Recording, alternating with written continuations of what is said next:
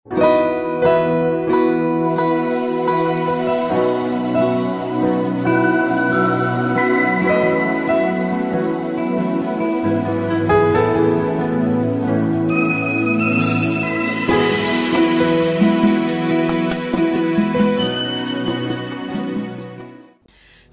berjumpa kembali di program Sekolah Sahabat 5 Menit GMAHK Menteng. Program ini dibuat untuk memastikan jantung kerohanian kita tetap berdetak. Di mana kita sudah tiba di pelajaran yang kedua, Sabtu 5 April, dengan judul Pengantar kepada Nubuat Alkitab dan Penyebutan Pertama. Mulailah dengan fondasi untuk memahami nubuatan Alkitab, khususnya kitab Wahyu. Pelajaran ini menghubungkan kitab Kejadian dengan kitab Wahyu dengan menekankan bahwa konsep-konsep kunci seperti kasih dan pengorbanan pertama diperkenalkan dalam kitab Kejadian dan dikembangkan di sepanjang Alkitab. Pemahaman dasar ini sangat penting untuk menafsirkan kitab Wahyu.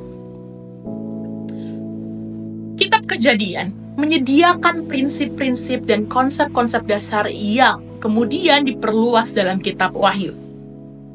Khususnya tema-tema seperti dosa, kasih, dan pengorbanan. Memahami nubuat membutuhkan pengenalan akan sifat kebenaran Allah yang tidak berubah, yang tetap teguh meskipun terjadi pergeseran-pergeseran modern dalam nilai-nilai budaya dan juga masyarakat. Ada ayat Alkitab di mana Yesaya 40 ayat 7 sampai dengan 8 mengatakan, rumput menjadi kering dan bunga menjadi layu, tetapi firman Allah kita tetap untuk selama-lamanya. Kejadian 22 ayat 1 sampai 13, pengorbanan Ishak yang nyaris dilakukan oleh Abraham memperkenalkan penyebutan kasih yang pertama kali di dalam Alkitab. Kebenaran Allah tidak berubah seiring berjalannya waktu. Sifat firman Allah yang kekal tidak berubah membentuk fondasi yang kuat untuk memahami nubuat dan juga ajaran Alkitab. Di mana pada hari ini kita diajarkan untuk memahami kitab Kejadian adalah kunci untuk memahami kitab Wahyu. Hubungan ini membantu menyikapi natur kebenaran Allah yang tidak berubah, yang akan dieksplorasi lebih lanjut dalam pelajaran-pelajaran selanjutnya. Dan di hari Minggu 6 April berjudul Prinsip Penyebutan Pertama. Pelajaran tentang prinsip penyebutan pertama dalam Alkitab, di mana pertama kali sebuah konsep atau simbol muncul seringkali menentukan pola maknanya di seluruh bagian Alkitab. Kitab Kejadian berfungsi sebagai titik awal bagi banyak konsep yang akan muncul kembali di kemudian hari. Prinsip penyebutan pertama menawarkan suatu pendekatan yang sistematis untuk menafsirkan simbol-simbol dan juga ide-ide di dalam Alkitab Suci, dengan menyoroti Kejadian sebagai titik awal untuk tema-tema ini. Prinsip ini menawarkan cara yang terstruktur untuk mempelajari nubuat dengan menunjukkan bagaimana konsep-konsep yang lebih awal berkembang dan mendapatkan makna yang lebih dalam. Ayat-ayat Alkitab yang mendukung di dalam Malekai 3 ayat 6 menyatakan, sebab akulah Tuhan, aku tidak berubah. Ibrani 13 ayat 8, Yesus Kristus tetap sama baik kemarin maupun hari ini dan sampai selama-lamanya. Penyebutan pertama kali dari konsep-konsep seperti kasih dan pengorbanan membantu mengaitkan pemahaman kita akan ide-ide ini di bagian-bagian selanjutnya di dalam Alkitab, terutama dalam teks-teks nubuat seperti Wahyu. Dengan prinsip penyebutan pertama, menolong kita untuk memahami bagaimana ide-ide dasar yang diperkenalkan dalam kitab Kejadian terus membentuk penafsiran nubuat selanjutnya dalam Alkitab. Di hari Senin tanggal 7 April, dengan judul Memahami Kasih Allah. Kasih Allah yang pertama kali diperkenalkan dalam Kejadian 22 melalui pengorbanan Ishak yang nyaris dikorbankan oleh Abraham adalah fondasi yang pesan Alkitab. Kasih ini bersifat rela berkorban dan pada akhirnya digenapi melalui kematian Yesus Kristus demi keselamatan manusia. Konsep kasih di dalam Kejadian 22 menjadi dasar untuk memahami kasih Allah yang berkorban dan kemudian dinyatakan melalui kehidupan dan kematian Yesus. Tentang kasih seringkali berpusat pada diri sendiri, tetapi kasih di Alkitabiah yang diteladankan oleh Allah mengorbankan diri sendiri dan berpusat pada orang lain. Ayat yang mendukung di dalam Kejadian 22 ayat 1-13 menyatakan kesediaan Abraham untuk mengorbankan Ishak mencerminkan kasih Allah dan berkorban dan tanpa syarat. Yohanes 3:16, karena begitu besar kasih Allah akan dunia ini, sehingga ia telah mengaruniakan anak yang tunggal. Kasih Allah tidak didasarkan pada pemenuhan diri sendiri, tetapi pada pengorbanan diri yang memberikan sebuah model tentang bagaimana kita harus mengasihi orang lain. Dan bagaimana kita memahami kasih Allah menolong kita untuk memahami tema utama Alkitab, yaitu kasih yang berkorban yang diteladankan dalam Yesus Kristus. Di Selasa 8 April dengan judul Pertanyaan Ishak, di manakah anak domba itu? Pertanyaan Ishak, di manakah anak domba itu di dalam Kejadian 22 mengawali penjelajahan Alkitab tentang anak domba yang dikorbankan. Pertanyaan ini dijawab melalui kehidupan dan pengorbanan Yesus, anak domba Allah yang menghapus semua dosa dunia. Pertanyaan Ishak mengantisipasi kebutuhan akan anak domba yang dikorbankan, yang kemudian digenapi oleh Yesus Kristus. Anak domba yang dikorbankan melambangkan peran Yesus sebagai korban penebusan bagi dosa-dosa manusia.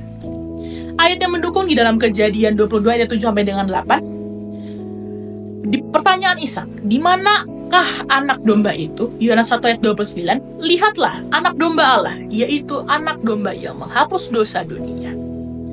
Yesus adalah penggenapan dari sistem pengorbanan yang dilambangkan sebagai anak domba yang menghapus dosa, menjadikan anak domba sebagai pusat dari keselamatan Kristus. Pertanyaan Ishak pada akhirnya dijawab oleh Yesus, anak domba Allah yang pengorbanannya membawa keselamatan bagi umat manusia. Dan di hari Rabu 9 April dengan judul berurusan dengan kematian. Kematian yang diperkenalkan sebagai konsekuensi dari dosa dalam Alkitab Kejadian adalah tema sentral dalam Alkitab. Kematian dan kebangkitan Yesus memberikan solusi bagi kematian, menawarkan pengharapan akan hidup yang kekal. Kematian pertama dalam kitab Kejadian menekankan bahwa beratnya dosa, sementara kematian Kristus menyediakan solusi untuk masalah ini. Meskipun kematian sering dilihat sebagai bagian dalam alami dari kehidupan, Alkitab mengajarkan bahwa kematian adalah penyusup yang asing, dan kebangkitan Kristus membawa kemenangan atasnya.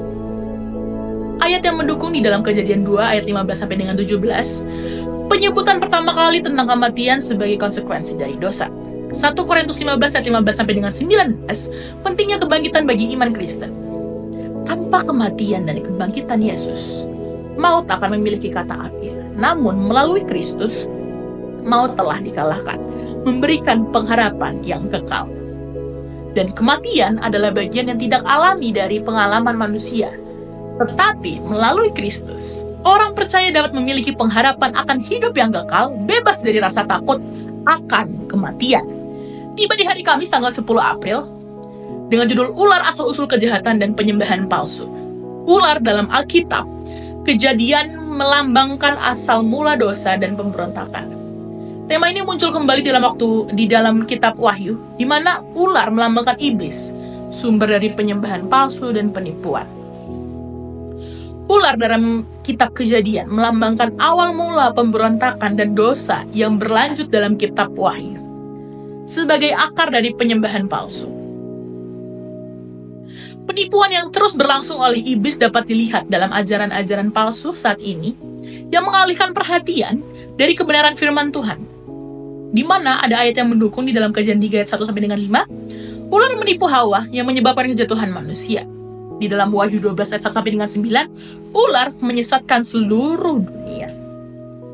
Metode-metode penipuan dan pemberontakan iblis tetap sama sejak Eden hingga akhir zaman, yang menekankan perlunya ketajaman dalam perkara-perkara rohani. Memahami peran ular dalam kitab Kejadian dan Wahyu menolong kita untuk memahami peperangan yang sedang berlangsung antara yang baik dan yang jahat, dan perlunya kita tetap setia kepada firman Allah. Di hari Jumat tanggal 11 April dengan judul Pendalaman Refleksi dan Tinjauan Lebih Lanjut, tinjauan kembali kepada tema-tema utama minggu ini, sifat kebenaran Allah yang tidak berubah.